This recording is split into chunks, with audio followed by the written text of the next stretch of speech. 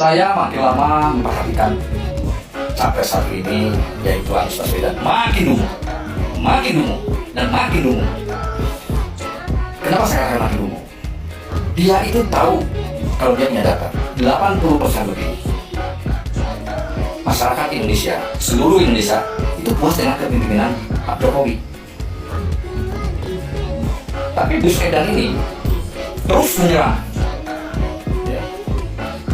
tanpa data yang akhirnya menjadi bumerang.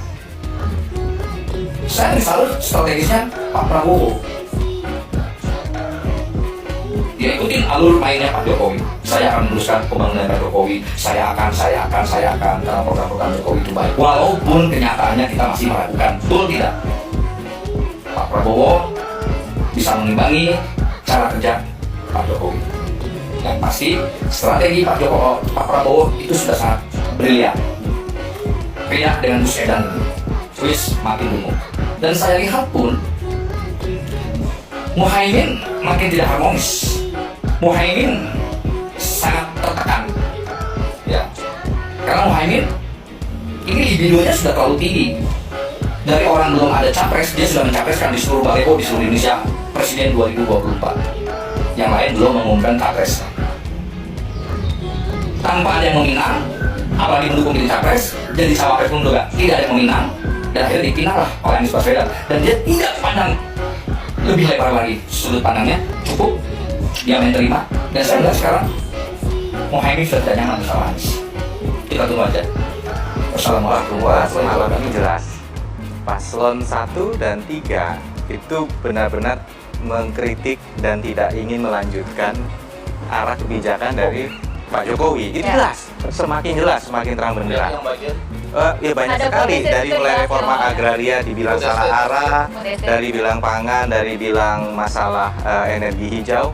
Nah, ini yang paling penting maksudnya, bahwa pada saat kita beradu negosiasi di tingkat global, itu benar-benar butuh kegigihan untuk mempertahankan posisi Indonesia. Misalnya, kita tidak mau lagi ekspor barang mentah. Habis kita diajar melalui WTO, tapi kita tetap firm. Sehingga akhirnya kita bisa menjaga nilai tambah di dalam negeri. Nah, kenapa Greenflation atau LFP ini bukan pertanyaan gimmick?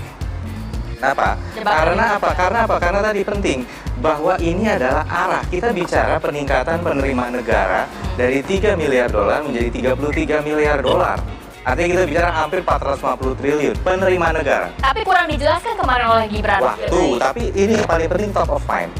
Masyarakat ingin tahu pada saat sebuah isu dilempar, yang ada di top of mind pemimpinnya apa.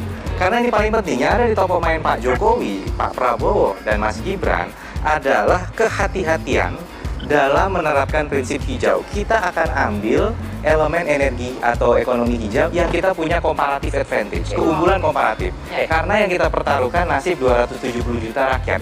Jadi meskipun debat itu seperti mungkin Pak Mahfud sendiri di press conference menyampaikan, saya nggak jawab pertanyaan Mas Gibran, saya bilang recehan, itu gimmick. Jadi dan saya senang melihat, Pak Mahfud juga ikut menikmati, nggak nyari. Artinya apa, bahwa kita pengen break, jangan ngantuk loh pas dengerin ini. Ini penting, jangan ngantuk. Lihat 3 pemimpin ini, lihat substansinya, kebijakan mana yang ada di arah yang benar, itu yang paling penting.